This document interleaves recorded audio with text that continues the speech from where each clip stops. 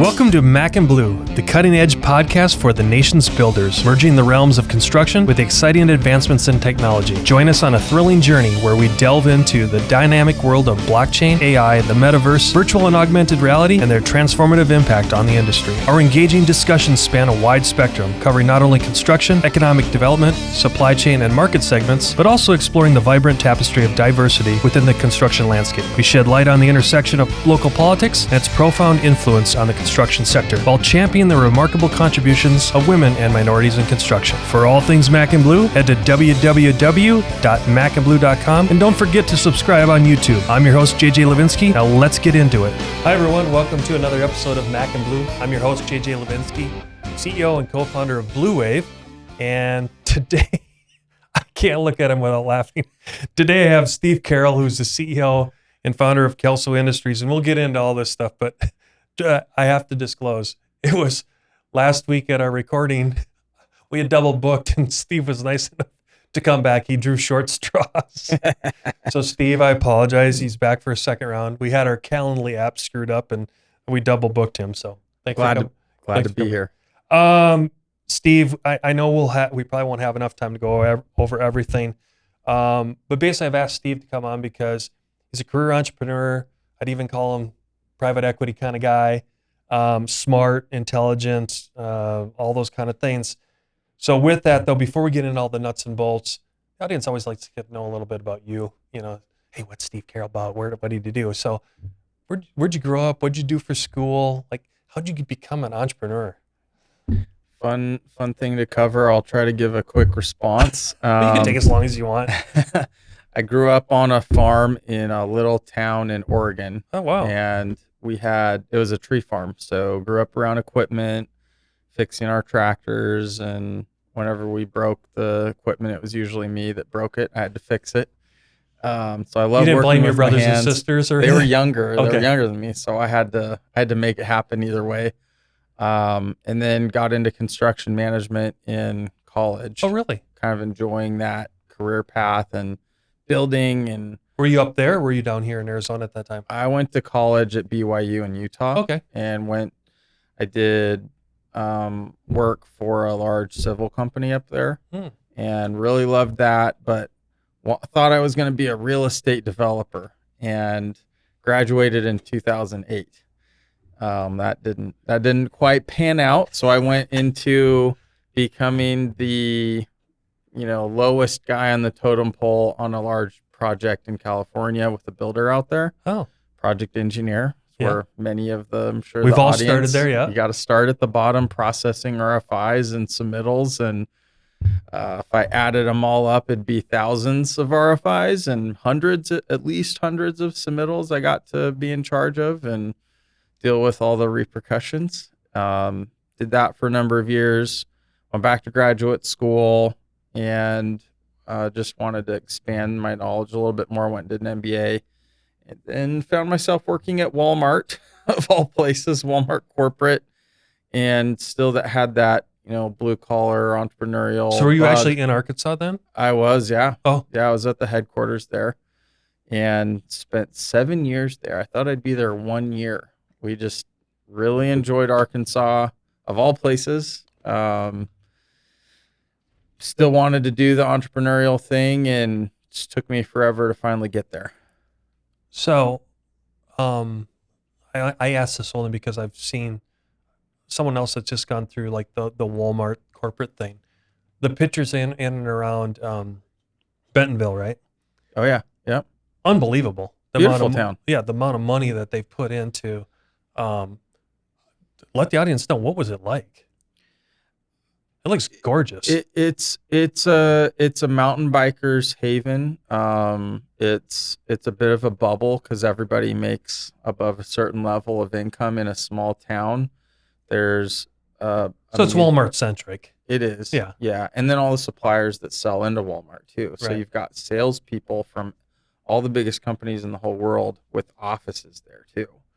So it was a very fun place for us to raise our kids, made really good friends, had tons of roles in those 7 years all throughout Walmart and Sam's Club and e-commerce and all different things. And wanted to do something where I felt like I could make a little more personal impact, and entrepreneurship was, I had to go really do something almost crazy to get my way out of it, because you get those golden handcuffs.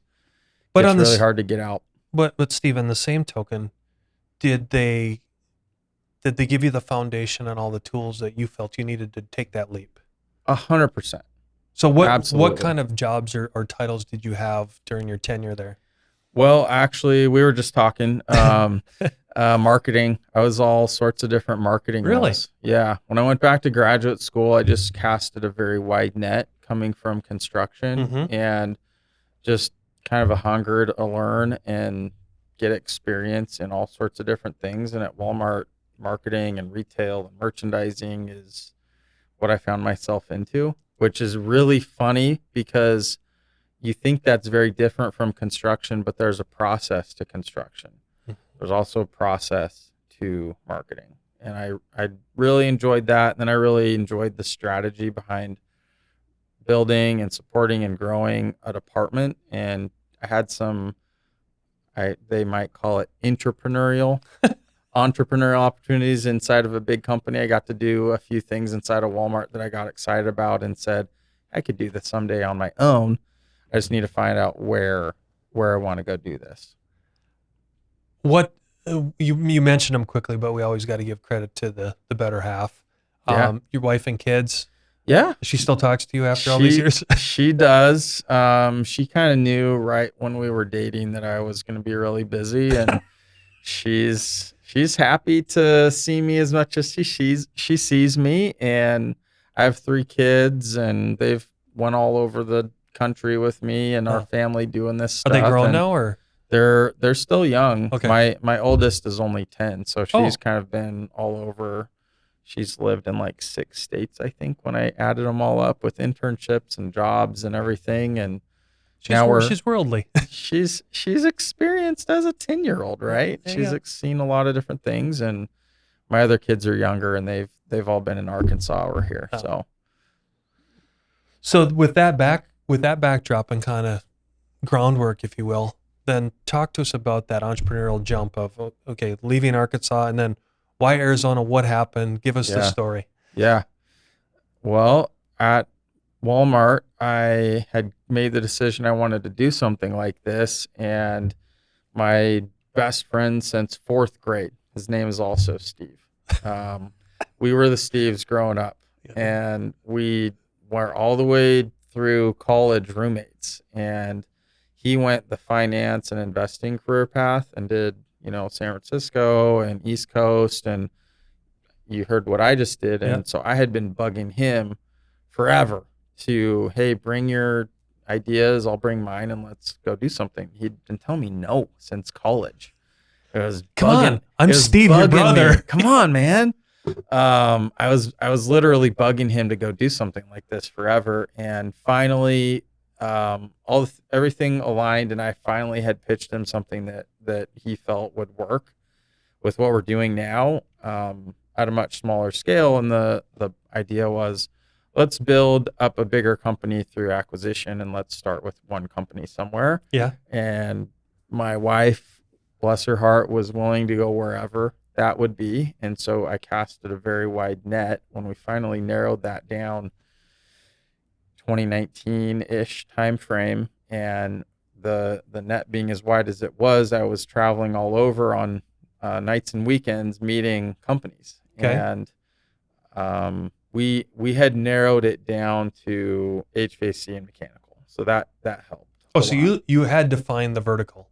Oh yeah. Okay. That was all on me, all of it. Okay. We could have gone into landscaping or a few other things that I was interested in for my construction days. Yeah. But narrowed it down to HVAC and mechanical because during my construction days, I felt like I wrote a bajillion RFIs and submittals, and just that MEP side of the business intrigued me the most out of all the trades, more than paint and more than a few others. Not that there's anything wrong with that.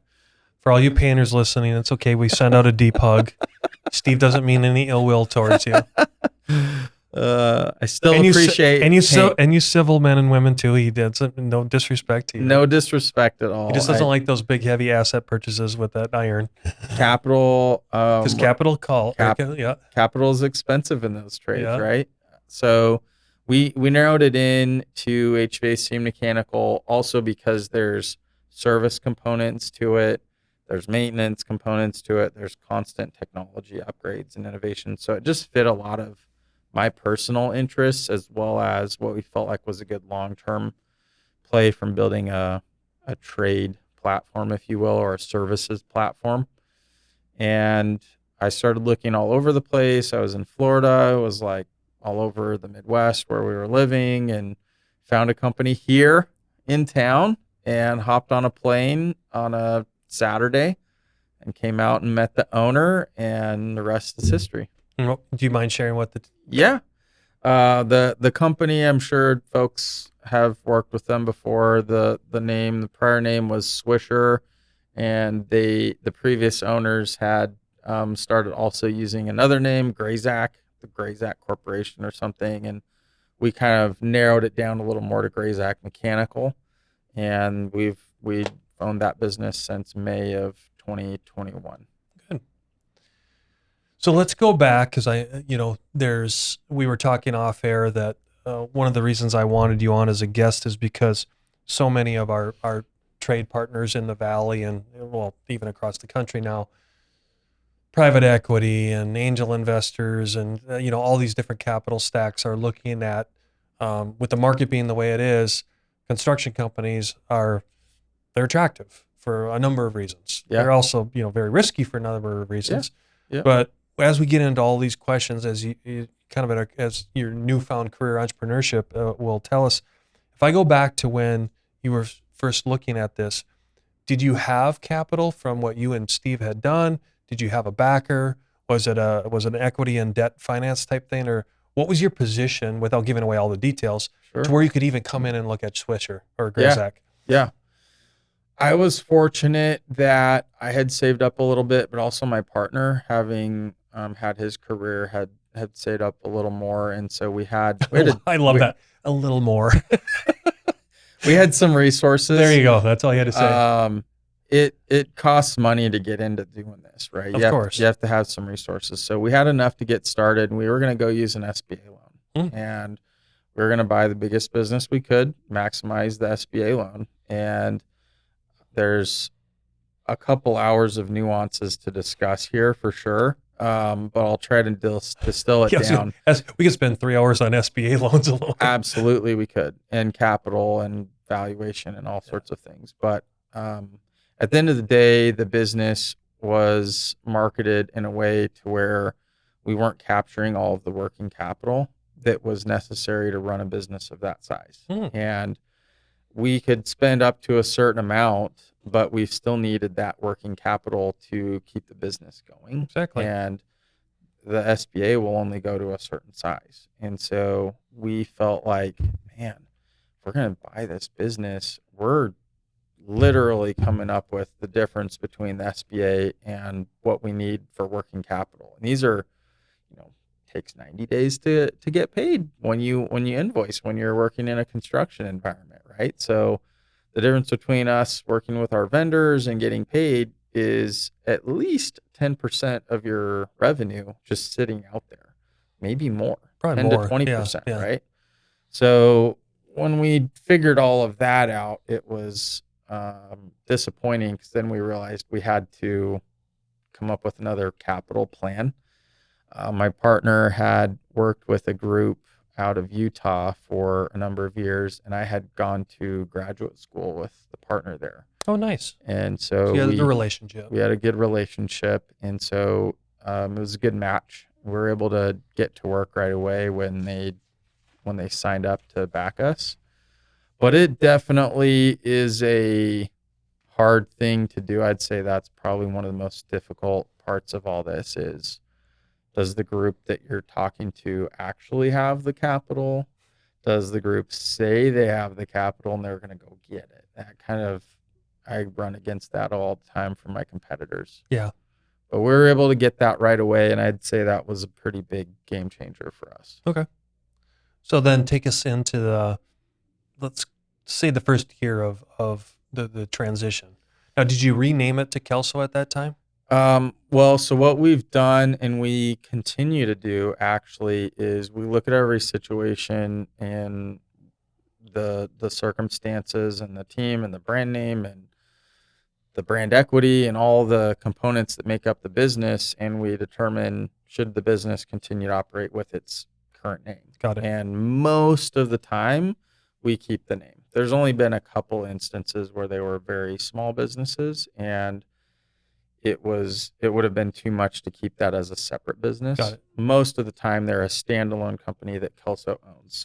So Kelso owns Grayzac, which is also going through a little bit of a rebrand into the company that we own in Idaho called Advanced. Okay.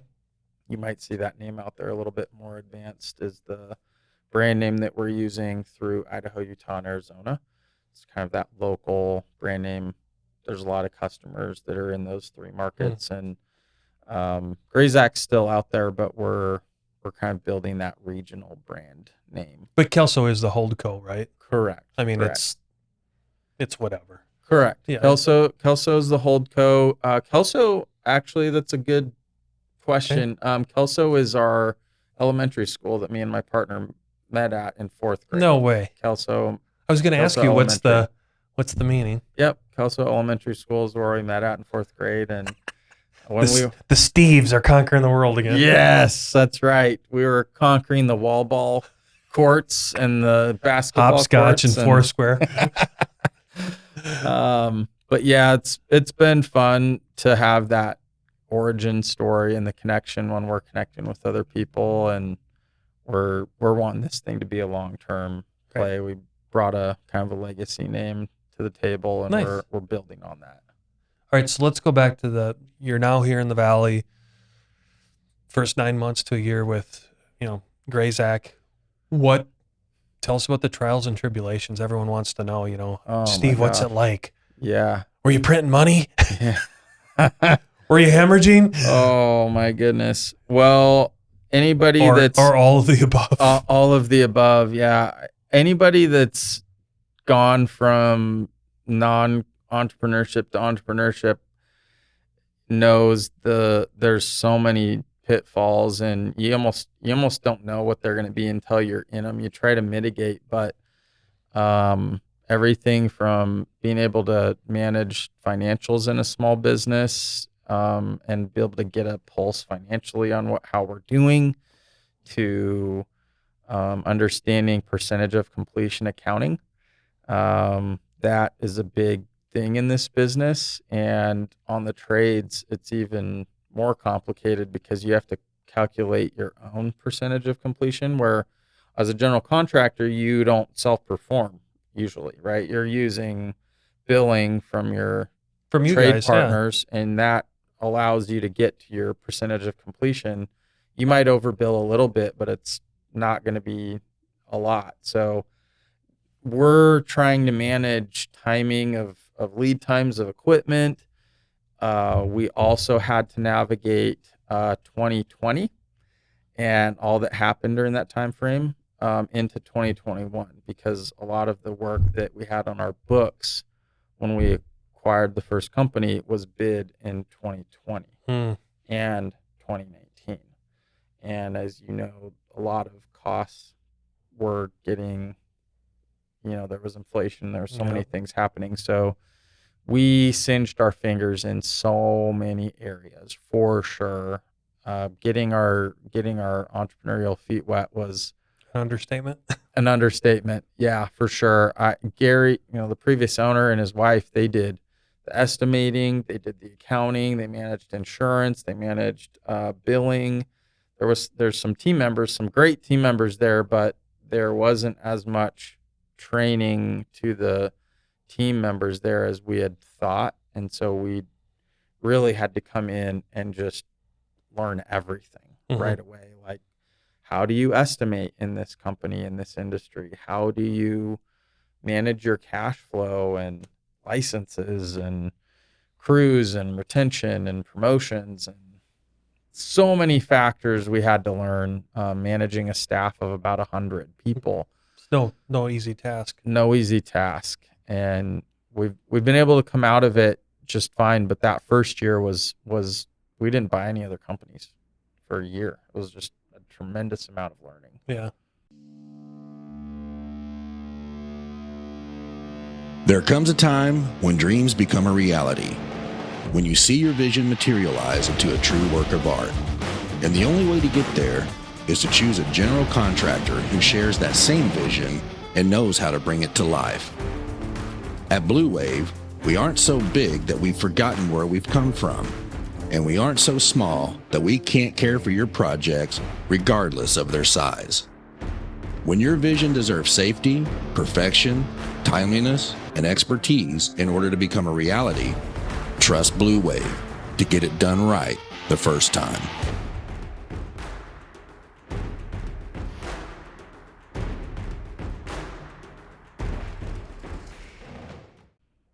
So then let's jump. Well, I think, like I said, a lot of the audience gets hit up they get the calls Yeah, from guys like you. sure. Hey, you're ready to sell, you want to sell, all those kind of things. I don't want to go down a ton of this, but just to give some insight is, and again, we'll be respectful of Gary and whatever, but in that case, did they stay on? Was there an earnout? That kind of, was there a typical structure like that? Or was it just a sale and ownership left? Yeah. Could you speak to that about just what were the successes and failures there? Yep. And be humble with it. Yeah, absolutely. So we've bought 12 companies Since then. all in total. Okay. We bought that company, Grayzac, and we've bought 11 more. Okay. And we've definitely improved our process to the point now where it's way less mistakes. We're a lot faster on the process. In the beginning, there's a lot of things to learn about how accounting due diligence works and legal accounting and legal due diligence works, that is predicated on your offer and your purchase, your LOI that you have together. So the first deal, I would say, was a little more open-ended and less of a partnership, where Gary and Rhonda wanted to leave, and so we had to kind of be willing to buy the company, catch a falling knife, if you will. Carte blanche, yeah. Right? And that's really hard. I would say for the audience that I'll probably never do that again. And Because it's not just hard on you, it's hard on them. it's hard on everybody. Right. It's hard on vendors. It's hard on the team. It's hard on your customers. Clients, yeah. Absolutely. It's hard on clients. Had a construction background and I had a good finance partner. Didn't make it any easier. So, my path is a partnership. So I'm sure there's people in the audience being pitched roll equity, and I'll buy your company, but you're going to roll equity with me and partner and whoever it is that's reaching out to them. And there's a very good reason for that. And that's to mitigate the relationships and the ease of transition. Yeah. It's just not something you can transition in 30 days. No. And the companies that we're looking at and that you work for and that you work with, and unless you're only a 2 or 3 person operation, it takes 6 months, might take a few years if you're trying to transition to new management. And my whole strategy now is a partnership where we say, hey, I want to buy your company, but more so I want you to be my partner. I want you to continue to run your business, or together we'll develop a succession plan for you. Well, you're not going to leave in 3 months or 6 months or even a year. I want to work with you on that over time. And if there's someone on your team you want to, pass the company leadership down to, I want to support you in that. But it's a longer process that way. And that's been working very well. Good. So let's go back to, let's take the first deal. Then at that point in time, if I'm on a time continuum, did you and Steve strategically know, are you living your dream right now? Was this part of the plan? We joke about this all the time. I wish I could tell you it was exactly my plan to get to No, where but you we're were at. going to do multiple M&As, right? I was. That Okay. was the plan. I didn't think we'd get to this point in this time frame. Okay. But yes, Okay. correct. Now, you answered the question. Thank you. At least, so again, the audience has context. Yeah. So now let's go to, all right, whew, we survived number one. Yeah. Okay, so then what was the playbook look like on number two? Because I'm sure, again, the audience wants to know, okay, well, Steve, what were you guys looking for? What was next? Yeah. What, just throw a dart at the thing, how's the process of looking at those companies other than just financials? Yeah. I mean, what's the ethos behind things that you're now, out of these 11, 12 companies, give some of those common denominators that you guys consistently look at. Yeah. Yeah. Financials it's a must, right? It's the starting point. But to your point, there's so many other things that you can't even put into a financial deck, right? Right. What is the culture of the business? What's the core values of the, how they treat their customers? What's the future look like for that business? Has there been a history of reinvestment to the point where the business can continue to grow organically? Or is this business kind of on a downward trend, kind of more sleepy, less investment in technology? You can kind of see those in the financials, but a lot of times it's hard to tell. So I'm on a plane visiting companies all the time. And I want to know, is there a good culture? Is there core values? Are there people that like working for this company? Mm-hmm. Do they want to see the brand continue to grow? Does the owner want to just sell the business and be done? Because that sends a signal too, right? If you want to just sell your business and leave, why is it that you want to just sell it and leave versus I'd rather take a partner and grow it and then leave over time? That's a totally different approach. So it's the intangibles. And now we have identified our goal, and our goal is to be the nation's preferred mechanical service partner. And so when I go into a company, I ask myself, does this company have the same goal as we do? State that again for me, please. Nation's preferred mechanical service partner. Service partner. Service as in serving our customers. Right. Serving not the literal meaning of service versus new construction, because I just want to clarify that. It's not just service revenue, it's you'll do new construction. I consider, as we use that, and it's taken us a while to get to this point, right? Okay. To actually define what this is, but I consider that to be a mechanical service partner as someone that can help who at whatever phase is needed for this building engineer, for this property manager, for this client, whoever it is. They might have a new construction project, they might have an expansion, they might have a retrofit. They might need somebody to come out there and change a capacitor or a compressor, or they might just need to have filters replaced. We want to be there for the lifetime of that relationship and whatever is needed to make sure that client doesn't have to worry about their HVAC mechanical plumbing systems. Got it. So I got a bunch of questions for you, but let's go down the first one.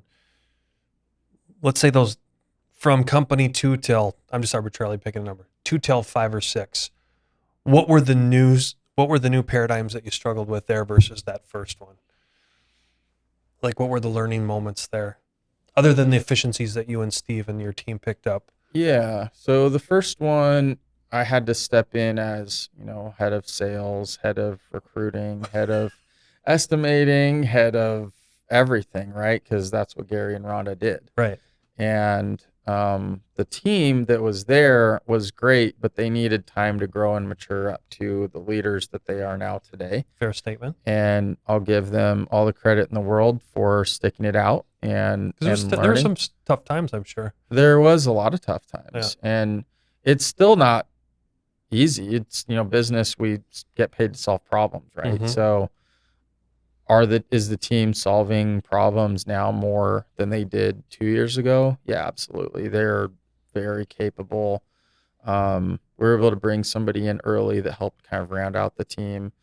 And the second company that we bought or partnered with, my partner, he up in Idaho, his name's Poncho, Brandon Romero. And the guy is a rock star when it comes to this business. I don't know if you know him or if you've interacted with him. He lives in Idaho, but he knows a lot of people. He's very well connected. He has a CFO. His business was rocking, had a great team. And so we were able to support him in a different way because he didn't need our day-to-day help. He needed capital to grow, and It was he more needed the macro. Say it again. Macro. It was more macro for him, Yeah. right? And us with him together has a totally different trajectory because we didn't have to rebuild anything. Got it. He hadn't been investing for many years, and it's been exciting because his business has grown a lot. And he has been able to bring some of his team to help support Arizona with the financial tracking and managing. And he has a CFO there. His name's Colin.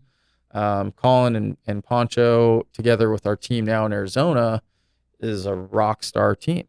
And so very different ends of the spectrum in management and capabilities. And together, it's a solid team now. And that's enabled me to go find the next one and the next one and the next Got it. one. So, and you segue right into my next question. So I think, again, a lot of the audience, they hear, let's take you because I consider you more of a strategic than a private equity. Is that a fair statement? I like to think of myself that way. Yeah. I mean, as far as the definition that's out there in the marketplace. So everyone wants to ask, okay, Steve, well, but you're still acquiring these and then you're bringing the back of the house in to Kelso. So the question is, okay, Steve, do you have, a CFO, a CHRO, like all these C-suite things at Kelso Holdco that's helping these acquisitions, or is it only for the support, or are you micromanaging, or, because you hear the horror stories of when private equity just rolls everything up into here, and then sometimes that's lost. I mean, yes, there's tremendous upside, but there's also some of the downside as well. Yeah, absolutely. That's a fun one to talk about. I take it really personally to make sure that we learn from others' mistakes. And I'm a big learner. I always try to go study the history on what's happened. And I think I have a pretty good grasp on what's happened in the 90s and the 2000s, the 2010s in our industry of what was good and what was bad. Mm-hmm. And the good are the things we've talked about, like supporting your teams and, unleashing their potential by giving them macro resources and support, financial support. I think some of my learnings of what could be bad is too much change, too much integration, too much support, too much influence. And so we've taken a very decentralized approach to our management versus coming in and forcing tons of change too fast. And I think that's allowed for us to find good partners and come to terms on what good looks like in 1 year, in 3 years, and in 5 years. And are we integrating some things? Yes. Well, absolutely. Yeah. We are. But does that mean I'm telling any of my partners how to be a better mechanical operator or president? No, I wouldn't partner with somebody if I had to do that. As I listen to you, I think it's almost like you provide a repository, like a library, if you will. Mm-hmm. And if they need CFO help, then fine, you call in with Poncho. Like, hey, you're part of our sister companies. Here's the resources. Yeah. Versus here, drink out of the hose.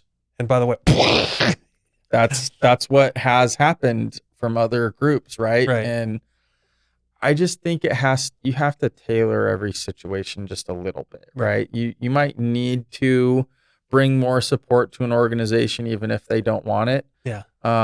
You might need to do less support for an organization. Just very much depends. And we're very careful not to bring on a lot of overhead. We have me, we have a CFO, we have an analyst, and we have an operations executive, and then we have my partner who's the chairman at Kelso. So managing 1,100 employees, there's only that many people involved. Are you still in a garage?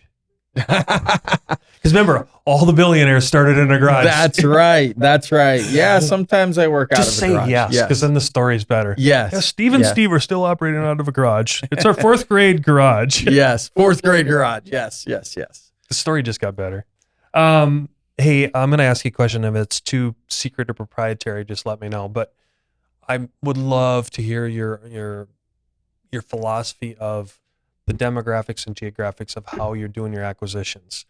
I've known you for a while, not like we hang out, but we've communicated enough over the last few years to know that you're going into other states and kind of, I call it a diversification approach. Mm-hmm. What was your mind? What were you and Steve's mindset on that? If you don't mind me. No, asking. of course. I'm glad you asked. So the goal of being the nation's preferred mechanical service partner, it's a lot to say, but there's meaning for every word. It's a big goal. And in order to achieve that goal, we do need to go into other markets. And we do need to establish platforms or footholds all throughout the U.S. And so in some ways, we have been strategic. In other ways, we've been opportunistic. We've been strategic with Idaho, Utah, Arizona, massively growing markets, tons of building, tons of just more work than most of us can ever get to. In other ways, there's not as much service opportunity because there's so many new buildings. So there's pros and cons in that regard. Okay. In other markets on the East Coast, for example, less new growth, more service, more retrofit, older buildings. And so early on, we were kind of strategic in our location. And as time has gone on, we've been opportunistic to the sense of if we can find groups that fit our core values and have the same goals, we'll partner with them almost wherever they're at. We're non-union. And so if a non-union opportunity comes up that's large enough, that has the same goals, we'll meet together and see if it's a good fit. And if it is, we can work with anybody in almost any market because we're so new. Right. Eventually, we're going to be in a lot of markets, and we got to be careful about where you put things together. I don't like to put too many in one market. Yeah.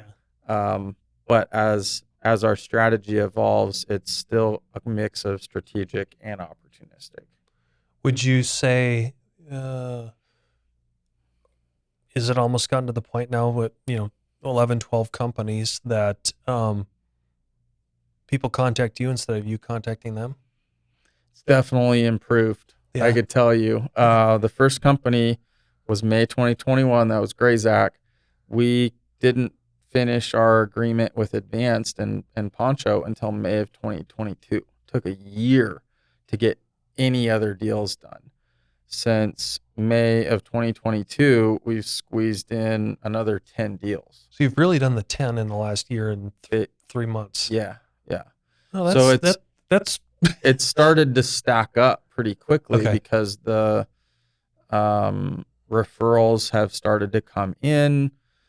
People can kind of see who we are a little bit more based on our actions versus just me telling them on the phone or even saying it in person. It's different when I can say, you can see what we're doing.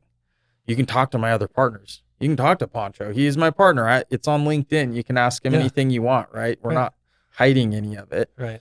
And the mix of leads have absolutely improved in that way. Referrals, there's a lot of brokers out there. There's brokers that will refer stuff to brokers who refer it to me. So it's like you almost have to get started if you want to do something like this. It's a snowball effect, right? It's a snowball for sure. You can't expect very many results in the early days. It's just too hard, and people are kind of wondering if you're going to survive and if you're going to go bankrupt in the beginning. Right. And we got through all of that, and now it's really building. Again, forgive the bluntness and directness, but how have you been able to capitalize that in such a fast trajectory on those last 10? Did you do a capital raise or bring on some partners, or what? The first capital partner that we brought on had kind of a slug of capital that was dedicated to us, and as long as we did a good job with that, what ended up happening is we did a good job with it, and they came back and said, actually, we'll give you more. Got it. So we've been able to work with that capital partner this whole time from an equity standpoint, and there's also lending and debt that you can partner with. And Yes. we're very conservative on that side. And so we could have probably grown even faster if we were willing to be more crazy with our debt, but we've been very conservative. And so it's more of it seems like it's doing this, but we've really kind of slowly built the businesses. Even though it took a year to really get the next ones going, it was kind of building behind the scenes. So it takes a long time to get a business closed. Yeah. Even if you agree to something, it takes months and sometimes over a year, depending on what's going on. Thanks for your honesty on that one, because I think a lot of people always understand. I'm no expert, but I just, I think back of 15 years ago, I really didn't have a deep comprehension of the equity to debt, how it really works behind the scenes. Because if you've never been on that side of the table, you think as a manager or president or VP, you're exposed to a lot. Until you're really sitting in the ownership seat, you don't really know how it all goes down, Correct. For everything from the LOIs to the due diligence to all that, to really look at how the equity versus debt plays out. It's a humbling experience the first time you go through it. It's very humbling. It's a little scary, but I have to give my partners a lot of credit because they've protected us from not going too aggressive on that side of it. But still, we have to operate. We have to operate. You have to make money. We have to make money, and we have to continue to make money. Yeah. As otherwise, you're not going to grow, and Right. things are going to go backwards.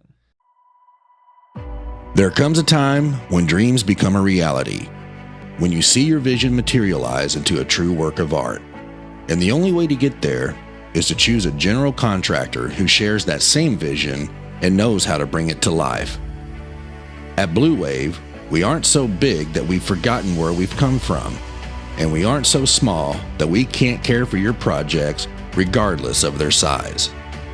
When your vision deserves safety, perfection, timeliness, and expertise in order to become a reality, trust Blue Wave to get it done right the first time.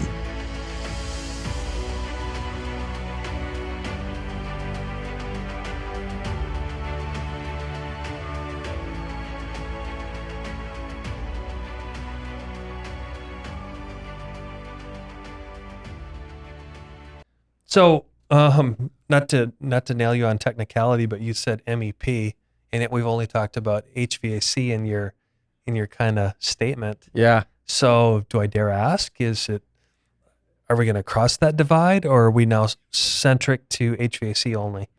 Well, glad you asked. I think to build a scaled, as in multi-billion platform, you have to be MEP. It's hard to just serve one part of it in the beginning.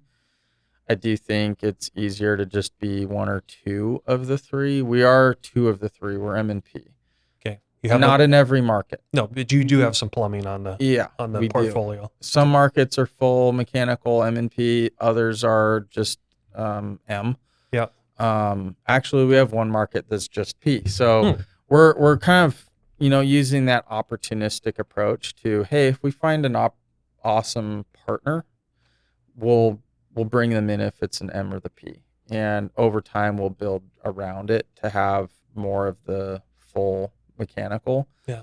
At some point, though, we'll have more of the E. We do have a business here in town that is low voltage and controls and automation and conduit.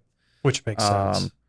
It supports, it's part of the mix. Almost every install has some form of low voltage. The controls is such an integral part of it anymore. Yeah. I think the one question though, it's the MEP, mechanical, electrical, plumbing, that those are pretty self-explanatory. The one that I always get asked when MEP is, do you ever roll in fire suppression or fire protection? And so I ask you the same question. Is that maybe a long-term plan as well, or is that too far out the fringe of MEP, the way that you guys are looking at it? So to me, it's all about where we at in the strategy. You look at API Group, they're a publicly traded company, multi-billion-dollar operation. They've got a smaller MEP. Mm-hmm. And they have a large F, right? But they have an MEP. I know them very well. Do you know them? Well, that's because I grew up with them. Oh yeah, that's right. Yep. Great Lakes, right? That's Well, I'm from Minnesota. Minnesota. So, yeah. So they're a good example of like Lee and Penny Anderson. Yeah. Okay, so you know them very well. That to me is, it's at the end of the spec section. Yeah. All of those trades, right? I love how you say that. Yeah. They tend to go together. It's a lot of times the engineering firms have all of those. The Right. design, it's like the same engineering firm. I want to be able to get to the point of full HVAC R MEPF. Got it. But the F side of it, probably not going to tackle that until we cross the billion in a top line, just because I want to have enough scale across enough markets to start testing another trade like that. And there's opportunities that come up, and they'll probably come up again in an opportunistic manner if we meet the right person that meets our core values. And at the end of the day, it's servicing our customers. Yeah. If we have a good partner, whether it's fire protection or electrical or plumbing or site utilities or refrigeration or HVAC, it's not that much of a difference from a management standpoint. What you've mentioned the B word a couple times. So what's the BHAG behind the scenes as far as, just is there a number? You said top line. Is there a top line number that is driving you guys? Or no, I shouldn't say driving you guys, but is there a top line number that you think is realistic? Yeah, there is. It's $1 billion. I know it's crazy to say, but in the beginning, my partners would almost laugh when I would say that. And now my partners say when. Yeah. Yeah. It was fun in the beginning. They'd be like, haha. Yeah. Yeah. Sure, Steve. But now it's Steve, go mortgage your Yugo. Let's see how far you go. You can sell your house or whatever. You're never going to get to $1 billion. But yeah, we're probably 3 to 5 years out, maybe sooner. Just depends what comes on board and which partners that we're talking to come on board. What are you most proud of, and what do you think have been the intangibles of the way you have approached this that have given you this opportunity? I'm definitely most proud of my partners, for sure. Okay. And I spend a lot of time with them in the early days of getting to know each other. And this is beyond just Steve, right? It is. Okay. Yeah. I mean, I'm proud of him too, right? I couldn't do it without him. Is your fourth grade teacher still alive? Mr. Flaskerud. That's his name? Yes. You better put him on the board. Hey, by the way, Mr. Flaskerud, I'm looking him up. You got to put him on the board. I do need to put him on the board. I'll have to look him up. Don't give him a lot of money. Just put him on the board. If you're listening, Mr. Flaskerud, come find me. My partners. I want a finder's fee for that, by the way. Okay. I love the people side of this whole thing, and it's the relationships we've been able to build and the trust we've been able to build with each other. And hey, if we partner with you, I'm not in the way of what you're doing, and I'm very much, trusting you to execute and do a good job. And all of my partners have done that, every single one of them. And I couldn't be where I'm at without them, and hopefully in a way they might feel the same way about us, because we're helping them grow their business. We're helping them grow their own personal goals too. And that's the only way I could confidently say we would grow to $1 billion and beyond, is the hope that we'd find partners that have the same passion for our people and our customers and our business, and serving our industry and doing a good job. I've found a lot so far, and I'm confident we're going to find more people like that. But that to me so far has been what I'm most passionate about. Without patronizing you, come across as a pretty humble guy. Where do you get the leadership presence and knowledge to kind of exhibit those traits, to talk the way you're talking? Like, in other words, why do these people partner with you? Because they got to believe in you first. Yeah. Well, I mean, when I say you, I mean you and Steve and whatever your little C-suite looks like. Yeah. Your little Kelso in the garage operations. Yeah, that you that's got. right. So I'm curious, like, and most people don't like talking about themselves, but where did you get this kind of aura about you in that leadership context that allows these transactions to take place? I appreciate the question. Well, I see it was a humble tree farmer and my dad kicked the crap out of me. Little bit, yeah. I attribute a lot of it to just the history of everything, right? Construction is such a great foundation for learning how to work with people, all different types of people, right? Touche. You can relate to that, right? Yes. Your customers, your subcontractors, your bank, just everybody you have to work with. That entire ecosystem. That was a huge foundation for me, thinking back to so many different stories of, diffusing difficult situations on job sites. Also, my time at Walmart was a really, really good poise and leadership experience. If you want a lot of opportunity at a company like that, they'll give it to you. And did you seize that and take that or not? As best I could. Okay. Yeah. I mean, as big of a company as it is, there's a lot of people that are hungry and, climbing the ladder, right? Like, people will knock you off the ladder if you're not climbing fast enough, right? So I tried to seize as much as that as I could. I had really good leaders that took me under their wing there, and some of those folks are in like top, VP, SVP, C-level executives in Fortune 500 companies now that I get to call and tell them what I'm working on and get their advice. I think that helps a lot too. And then just getting to know the people in our industry, construction and in mechanical too. I've just really, really enjoyed. I'm really passionate about it. I'm, at a certain point, money doesn't really matter anymore. It's more of, are you doing something that you love? And I can honestly say I love what I'm doing. I'm not the guy to go install the ductwork, but I love working with the teams and finding out what their goals are and supporting them. And the presidents that we have and the partners that we have, I get a kick out of it. I kind of made mockery of the board situation, but do you have a formal board? Actually, we don't. It's our main capital partner, me and Steve Nicholson. Okay. We take feedback from our partners and people that have rolled equity, and we include them. And so it's kind of a quasi board then. It is. Yeah.